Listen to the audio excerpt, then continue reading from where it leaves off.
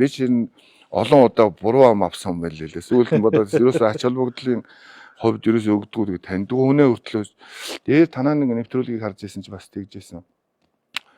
3-5 дээр амаа авсан хин цэрэн тогтох гэл. Заалны барилданд би их баг барилж ирсэн хүн шүү.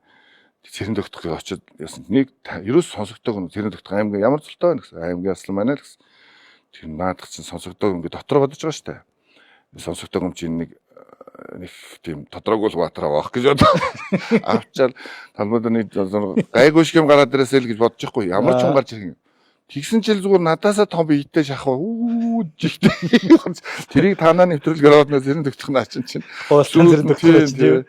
Ярьсан чинь тэгжсэн гэ ярьсан. Нэр яг тэгсэн байхгүй. Сүүлд нь таарчиргүй. Чи ч одоо барилдаж сүйд болсон. Би тэр үе чинь амар бэлтгэл сайтай. Тэр өвлөн би танигдсан байсан. Та үзээгүй гэдгийг намайг авчидгийг.